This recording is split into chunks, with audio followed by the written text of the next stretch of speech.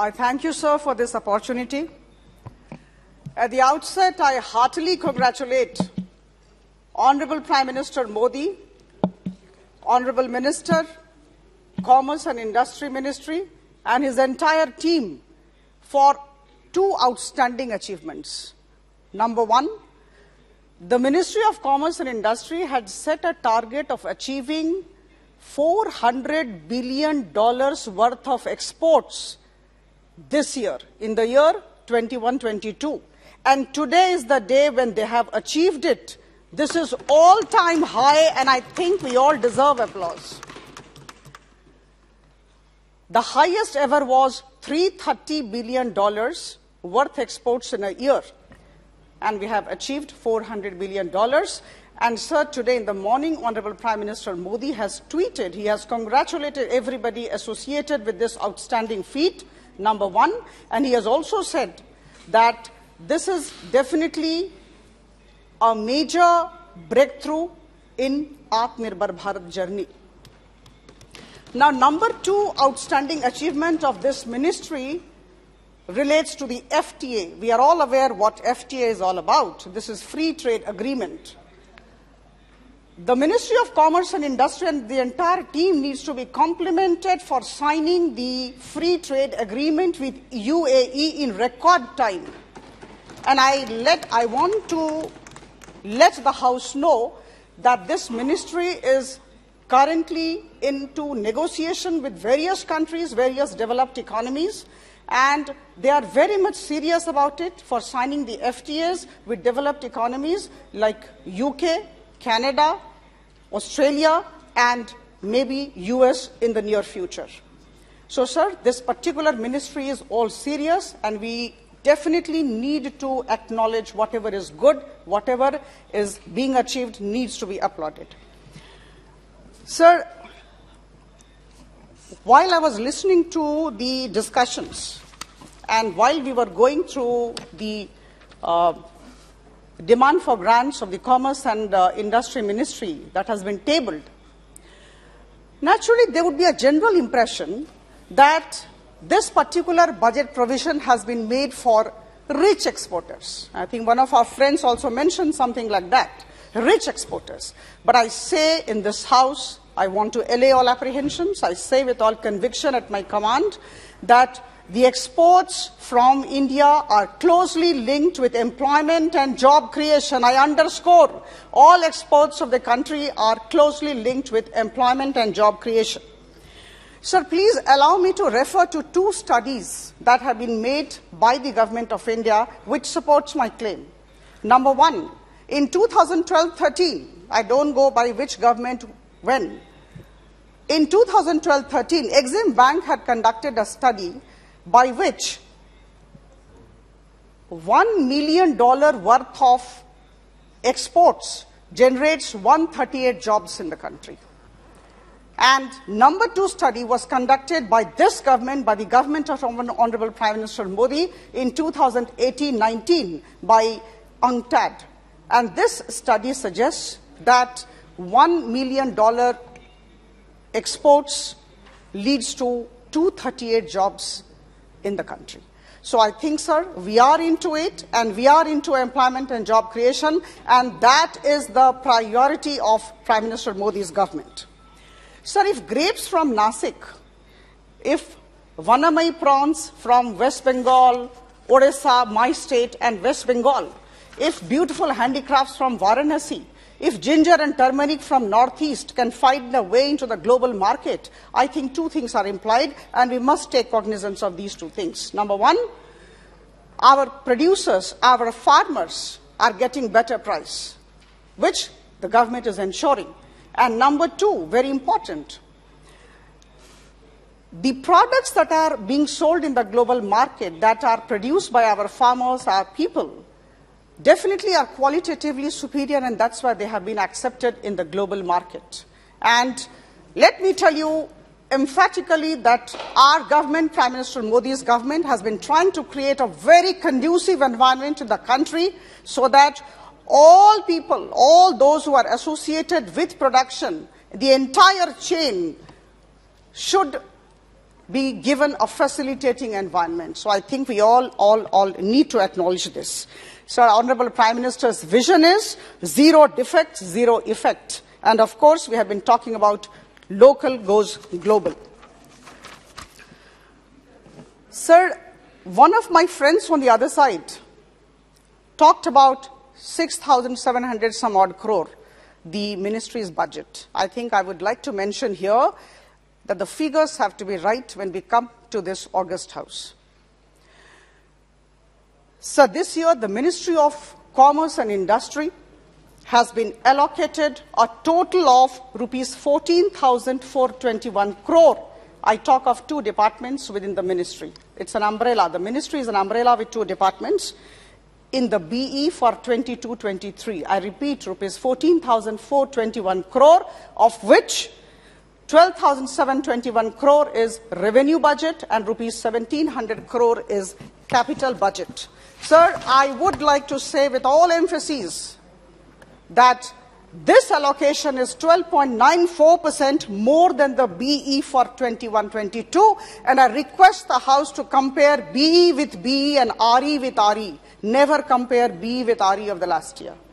So, sir, we are 12.94% more than the BE of 21-22. Sir, as regards the various schemes, I would like to touch upon very few schemes. I am reminded of the words of H.W. Longfellow, the poet, a psalm of life. Art is long and time is fleeting. Everybody has to speak. I would not like to take much time. But yes, certain schemes need mention. And that's why, please give me some time. Number one is Startup India initiative. Extremely good. And the entire idea, when it was launched in 2016, was to build a strong ecosystem for nurturing entrepreneurship and innovation. And sir, here I would like to quote Honorable Prime Minister, because his vision has been guiding the entire initiative. Sir, he had said, today India is rapidly moving towards hitting the century of the unicorns. We want 100 unicorns in the country, as he had said. The golden era of India's startup is starting now. Startups are going to be the backbone of new India. Sir, last year we had 42 unicorns. We are aware of the fact that we have more than 700, around 749 districts in the country. Sir, in 625 districts, we have one startup, at least one startup. This is a commendable achievement of the government, and these startups are working with 55 separate industries, and the number of startups, sir, has increased from 500, about 5 years back, to 60,000 today. So we have more than 60,000 startups today. This was just 5 years back, 500. So I think this is a commendable achievement and it deserves applause. So the ministry has very recently launched the Startup India Seed Fund Scheme. And I'm very delighted to inform the House that by the end of this financial year, 31/3/2022, rupees 250.75 crore out of this scheme, under this scheme, would be given to about 63 incubators. This is not a mean achievement, sir. We are with the people of the country. Sabka Saath, Sabka Vikas, Sabka Vishwas, or Sabka Prayas. Sir, I support rupees 50 crore allocation to Startup India budget for BE this year, and 125% increase in Startup India Seed Fund Scheme. I'd like to mention here some figures. From rupees 126 crore in BE 21-22, we are proposing 283.50 crore in BE 22-23 under Startup India Seed Fund Scheme. Sir, this has to be acknowledged and appreciated. So the Global Innovation Index, this is something that the Indian government doesn't do. It's the Global Innovation Index, and where do we stand there? Because of all the emphasis on entrepreneurship, on creating a conducive environment for promotion of exports, sir, we are at 43rd rank today, and at one point of time we were 81st rank. So I think we have improved here too. Sir, as I told you, we are people-oriented. We want our people to have the right kind of facilitating environment. The ministry has done phenomenal work in terms of increasing exports. I will mention it again and again. Sir, I applaud the ministry for launching a dedicated contract care services and help desk to resolve exporters' issues, mitigate their grievances and receive suggestions. So I think we all need to commend this. Budgetary support has been more than adequate for export promotion. I would like to mention here once again, budgetary support this year, 22-23, has been more than adequate for export promotion. I think we are all concerned with exports of our goods. This is very important. And sir, I would like to mention here that the revised estimate of 21-22 has been about 50% more than the BE for 21-22. This indicates the intention of the government. The RE was 50% more. Comparison with BE and RE is coming in your speech also. I understand, sir. I understand. I'm talking of RE. I'm talking of RE. So, sir, RE, what I'm trying to mention here is that from BE we move to RE. Now, if the intention of the government is positive, naturally the RE will be more than the BE. No, what I'm suggesting is always BE, RE will be compared. I agree. No. Sir, let me mention here, when we are talking of BE of 22-23, we will definitely be comparing it with the BE of 21-22 when we say whether the government's intention is positive or negative. But sir, if we move, the graph moves, the line goes up from BE to RE, I think this is absolutely fantastic. So I think we need to understand and appreciate in that regard. No, this is... Comparison of BE, RE is quite common in the budgetary process. It's okay. I'm not talking about UPA or NDA. Generally, in the budget discussion, BE, RE comparison is always there. It is quite common. Just I'm making a comment. That's all. Sir, APIDA. I think one of our friends, Mr. Bandyopadhyay, had very good words about APIDA. I was very happy to hear that. The Agricultural and Processed Food Products Export Development Authority. I would just mention here, sir, all these initiatives of the Prime Minister and his entire team actually show the intention of the government, the message that the government wants to convey to the people of the country. Sir, APIDA has created 5 pack houses for fresh fruits and vegetables in Assam, Sikkim and Mizoram. So many works they have done. Since Mr. Bandyopadhyay mentioned APIDA, I just thought I should mention one of the major initiatives of APIDA.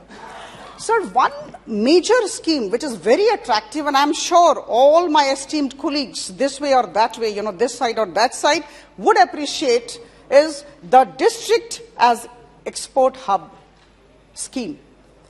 Sir, I'm delighted to inform you that products with export potential have been identified in 739 districts. And sir, it's not a mean job. I was part of the bureaucracy and I know how it is done. It's extremely difficult for the district collector to get in touch with all the stakeholders within the district and finalize which product to be considered worth export. So sir, it's quite a good exercise and I must compliment the Ministry of Commerce and Industry for having engaged with the central state government agencies and the district collectors. So they have gone down to the district collectors level. 739 districts are, again, in line with Prime Minister's vision, local goes global. Sir, so I want to emphasize that there is a roadmap, there is a strategy, there is a plan of action of Prime Minister Modi and his team. I'll not take much of your time, now, but I would definitely like to talk about the production-linked incentive scheme to promote telecom and networking products manufacturing in India. It has been allocated 528 crore, and PLI for large-scale electronics and IT hardware has been allocated 5,300 crore.